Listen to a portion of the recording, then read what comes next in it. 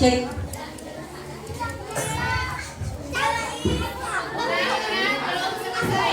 Ya, acaranya belum selesai ya. Di sini Ibu tidak akan memberikan ceramah seperti biasanya yang lama, hanya akan memberikan penguatan saja ya. Nah, sesuai dengan tema kita pada hari ini. Apa temanya? Temanya apa? Bisa dibaca di depan. Isra Mi'raj sebagai pengingat untuk menegakkan. Bentar, masih belum fokus. Ibu cek dulu. Kelas 1 mana suaranya?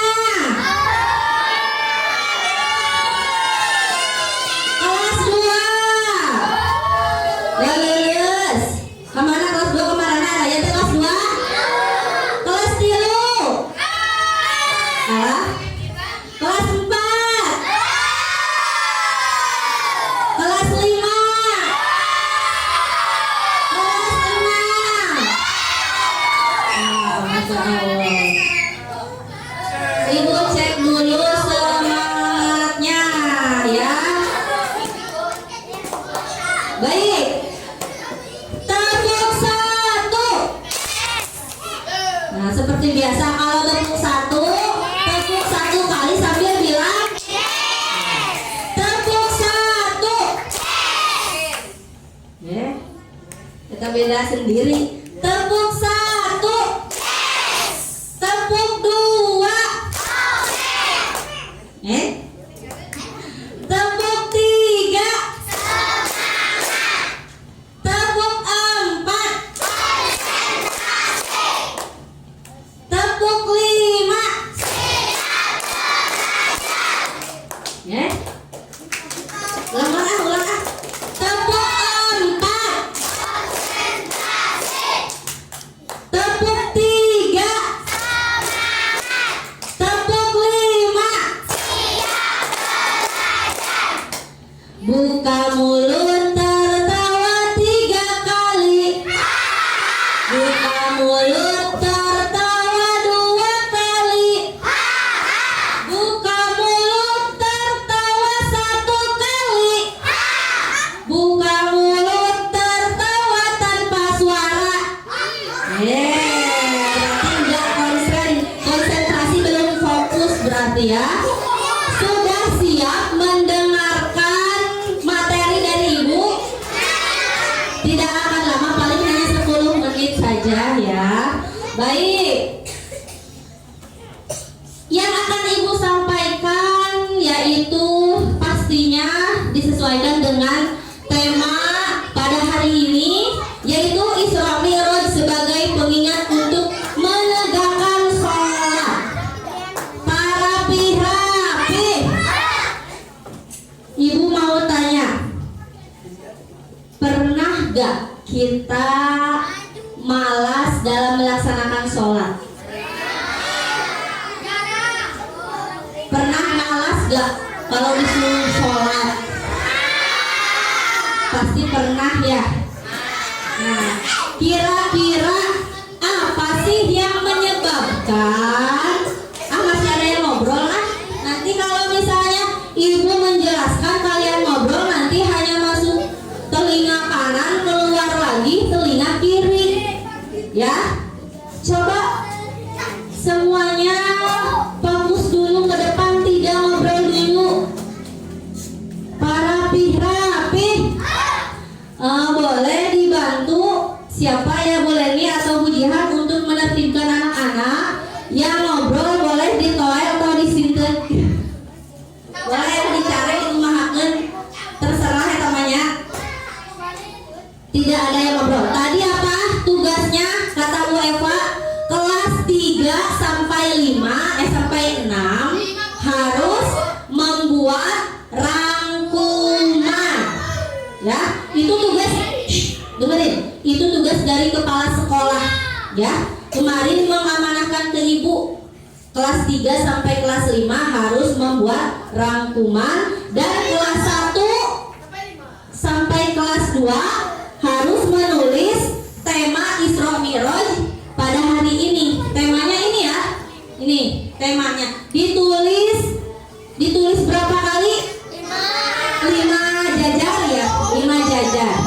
ya. Jadi nanti harus dikumpulkan di hari Senin. Hari ini ada yang bawa buku gak? Jadi nanti tugasnya dikumpulkan hari Senin. Baik, rapih. Ibu di sini akan menyampaikan kenapa sih kita sebagai umat muslim terkadang merasa malas dalam melaksanakan sholat. Kira-kira kenapa? Ada yang tahu gak? Kenapa? Iya, Eta masuk lagi ke dalam. Kenapa di luar? Masuk lagi. Nanti kalau udah beres makannya masuk ya. Sama ini juga ya. Nah, jadi ada beberapa hal yang menyebabkan kenapa kita malas sholat.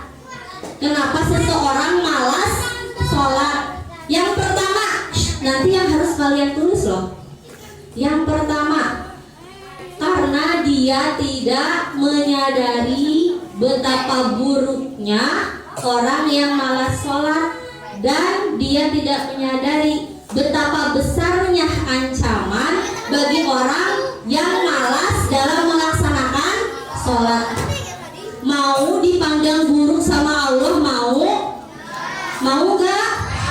Kira-kira kalau ada teman kita yang memandang kita dengan buruk, misalnya dijelekin sama teman kita, kita sakit hati gak? Kita sedih gak kalau dipandang buruk sama orang lain? Dinilai buruk sama orang lain, sedih gak? Nah, kalau kita malas dalam sholat, kita lebih buruk ya. Bukan dipandang buruk oleh teman kita, tapi oleh Allah itu. Dan ancamannya sangat besar ya bagi orang yang malas dalam melaksanakan sholat. Dalam Quran surat Al-Maun ayat 4 disebutkan. Ada yang tahu? Ada yang bisa menyebutkan surat Al-Maun ayat 4 bunyinya seperti apa? Coba kelas 6. Fawailul lil musallin. Maka celakalah bagi orang yang sholat. Kata Allah, orang yang sholat itu celaka. Maksudnya celaka bagaimana? Maksudnya orang yang lalai. Yang seperti apa Bu yang lalai itu? Yang menunda-nunda waktu sholat. Misal Aidan sedang main bola ya, disuruh sama mamanya, Aidan ayo sholat. Nanti Bu, masih lama waktunya, baru jam 1 misalnya. Itu berarti Aidan lalai dalam sholat. Kata Allah, kalau lalai maka kita akan celaka. Mau celaka? Nah itu, jangankan meninggalkan sholat, lalainya saja akan celaka. Yang menunda-nunda waktu sholat, misal ada azan subuh atau ada azan isya misalnya ya. Azan isya kan isya waktunya panjang ya. Waktu isya itu azan isya, masih lama waktunya sholat isya mah. Nah itu berarti kita sudah lalai dalam sholat. Harusnya bagaimana? Harusnya ketika kita mendengar azan, kita harus segera berwudu untuk melaksanakan sholat. Dan bagi laki-laki, bagi kaum laki-laki, di mana kaum laki-laki? Kaum laki-laki cung. Nah kaum laki-laki itu disunahkan sholatnya berjamaah. Di mana? Di masjid. Kalau laki-laki sholatnya di rumah itu apa namanya? Laki-laki solehah. Mau disebut solehah? Hah? Mau disebut solehah? Laki-laki makan soleh. Kalau solehah itu untuk perempuan. Kalau laki-laki sholatnya di rumah berarti harus pakai muka. Nah gitu ya. Sholatnya harus di masjid. Cung yang selalu sholat di masjid berjamaah, jangan bohong ya. Coba ibu pengen tahu, coba tangannya bawah lagi. Cung yang tadi sholat subuh, jangan bohong. Nanti kalau bohong dicatat sama malaikat loh. Nah, hanya berapa persen ya. Nah, ya itu yang pertama tadi. Salah satu penyebab kenapa seseorang malas sholat adalah karena dia tidak rapih-rapih. Penyebab seseorang malas dalam sholat apa yang pertama? Tidak menyadari betapa buruknya orang yang malas dalam sholat dan betapa besarnya ancaman bagi orang yang malas dalam. Itu yang pertama. Yang kedua apa? Karena dia tidak mengetahui manfaat sholat. Apa manfaatnya sholat? Ya sholat itu untuk ibarat healing. Cuma yang suka healing. Ya semuanya juga suka healing. Ibu juga sama ya. Nah kalau healing lahir kita jalan-jalan. Tapi kalau healing batin dengan melaksanakan sholat. Coba di sini ibu mau tanya, ada gak yang pernah merasa sedih? Ada yang pernah merasa sedih gak di sini? Ada yang punya masalah gak di sini? Ada yang hatinya pernah gelisah, tidak tenang? Pasti semuanya juga pernah merasakan. Apa obatnya? Kalau kita sedih, kita sedang terpuruk, punya banyak masalah, obatnya apa? Dengan melaksanakan dengan mendekatkan diri kepada Allah dengan sholat. Sholat itu ibarat pertemuan kita dengan Allah.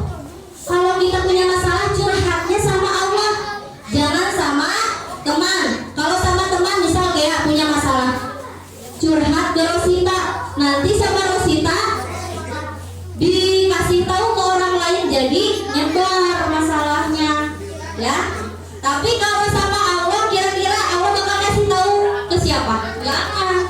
Gak kayak manusia. Manusia itu bisa jadi apa bahasa sekarang mah comel ya. Comel tau gak comel? Ya itu bukan comel lucu ya. Ini ayo masuk. Ayo masuk. Nggak ada pengecualian. Ayo masuk.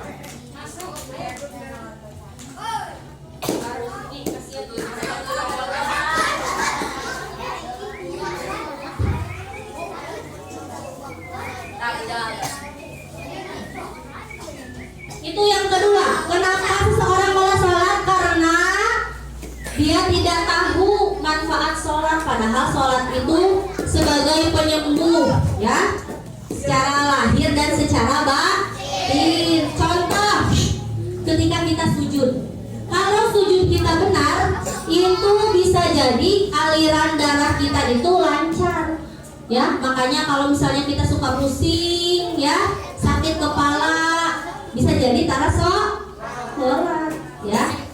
Nah makanya kalau kita sholatnya benar, sujudnya benar, rukunya benar, itu akan menyehatkan tubuh kita, badan kita. Kalau sholatnya benar, itu yang kedua. Yang ketiga, alasan penyebab kenapa seseorang malas sholat. Apa yang ketiga? Karena dia memposisikan sholat hanya sebagai kewajiban, bukan sebagai kebutuhan. Ibu mau tanya, sholat kewajiban bukan?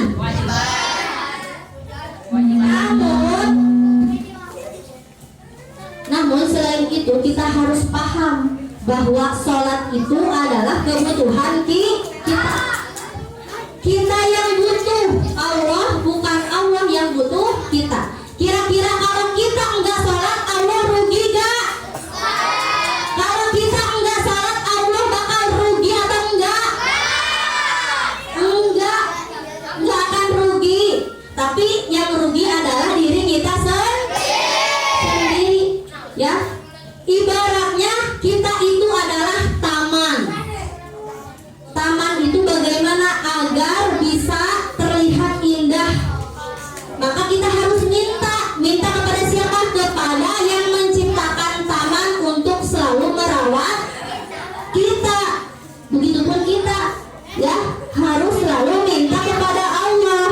jadi sholat itu bukan hanya sekedar kewajiban, ya, azan, sholat, jungkel beres, udah weh, bukan hanya itu, ya, tapi jadikan sholat sebagai kebutuhan. Kira-kira kalau kita dekat sama orang yang kita sukai, kita bakal bahagia gak? Kira-kira misalnya kita suka nih, ya, sama seseorang, ya, kita kira-kira bisa melihat dia, kita bahagia gak? Pasti bahagia, ya. Begitupun kita kalau sedang sholat, ya, kan kita itu sholat ibaratnya bertemu dengan Allah, berarti kita sholatnya harus bahagia, gak boleh terpak. Itu yang ketiga. Yang keempat, kenapa seorang malah sholat? Yang keempat,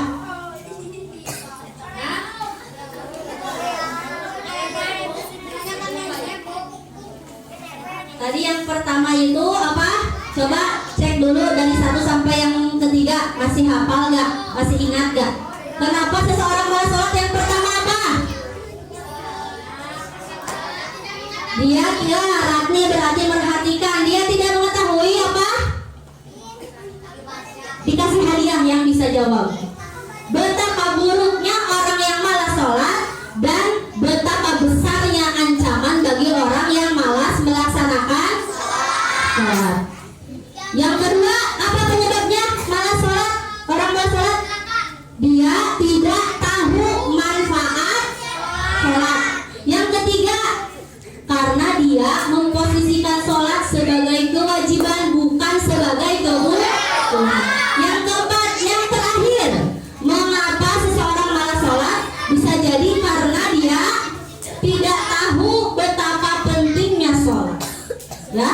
Bahkan sudah diceritakan, ya, di dalam kisah Isra Mi'raj, sholat itu adalah hadiah terbesar yang diberikan Allah kepada umat muslim, kepada Nabi Muhammad tanpa melalui malaikat Jibril.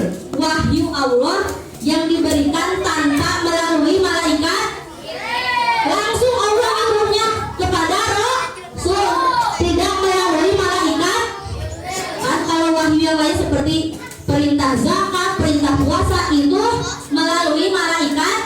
Kalau sholat enggak, kan Rasul langsung bertemu dengan Allah. Jadi sholat itu adalah oleh-oleh terbesar. Masa kita mau mengabaikan oleh-oleh terbesar itu, ya? Jadi itu, ya, kenapa seseorang malas dalam melaksanakan sholat. Ada 4 penyebab, ya. Ibu ada cerita nih. Ada seseorang yang sudah sakit, ya, sakit parah. Kakinya itu sudah susah untuk berdiri, ya, susah untuk berdiri. Dia naik kursi roda terus. Seseorang, ya, ini, ya. Nah, dia naik kursi roda tuh. Pas waktu sholat dia ke masjid, tiba-tiba dia sholatnya nggak duduk, tapi sholatnya berdiri. Padahal kita diperbolehkan kalau tidak mampu berdiri boleh sholat duduk. Tapi orang tersebut walaupun sedang sakit kakinya, dia sholatnya tetap berdiri. Ketika ditanya, kenapa engkau sholatnya berdiri padahal engkau sedang sakit dan diperbolehkan yang sedang sakit itu sholat sambil duduk. Dia apa yang dia katakan? Katanya, saya tidak malu, ya, kelihatan lemah di hadapan manusia karena manusia tidak memberikan rezeki kepada saya. Saya tidak malu kelihatan lemah, tapi hei Adrian, Rafa, tapi saya justru merasa malu kelihatan lemah di hadapan Allah, ya, karena Allah yang memberikan rezeki untuk saya. Makanya kenapa dia sakit, tapi ketika sholat mah pengen berdiri, pengen seperti orang yang tidak sakit sholatnya, tidak mau duduk. Tapi kalau kita misalnya bagaimana?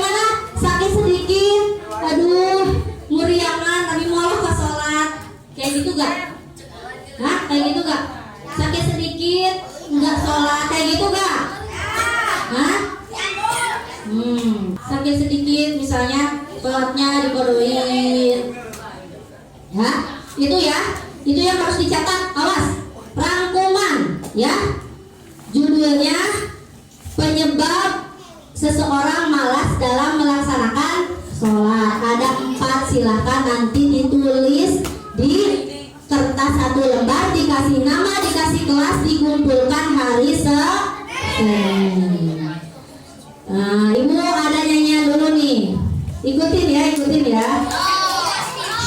Hey. Di suatu malam sok.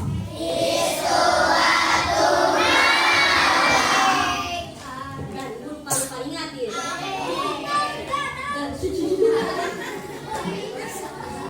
17 rakaat dari Masjidil Haram, ke Masjidil Aqsa, dari Masjidil Aqsa ke Sidratul Muntaha, subuh 2 rakaat, zuhur asar 4, maghrib 3, isya 4. Jangan sampai lupa,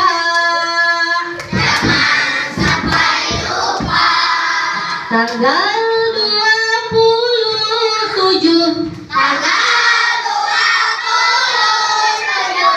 pada bulan Rajab,